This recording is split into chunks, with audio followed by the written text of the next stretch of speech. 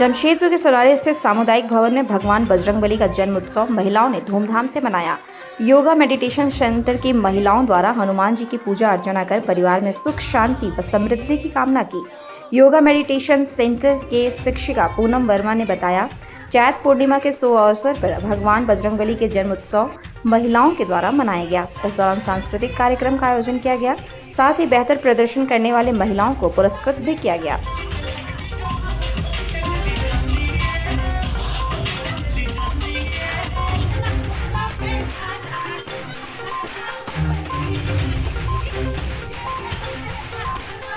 आज भगवान बजरंगबली के जन्म उत्सव हम लोग चैत पूर्णिमा के शुभ अवसर पर, जैसा कि हम लोग जानते हैं कि हिंदू धर्म के लोग चैत पूर्णिमा के दिन भगवान बजरंगबली का जन्म उत्सव को मनाते हैं।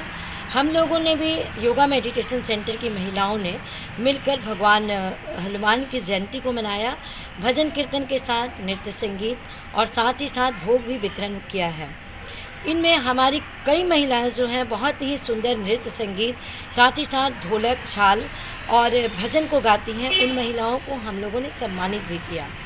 हमारी समाज की बहुत ही सराहनीय और एक समाज सेविका पूर्वी घोष जी हमारे बीच थी, जिन्होंने महिलाओं को बहुत सराहना किया कि आज महिलाएं बढ़ चढ़कर इस तरह के कार्यक्रम को करती हैं।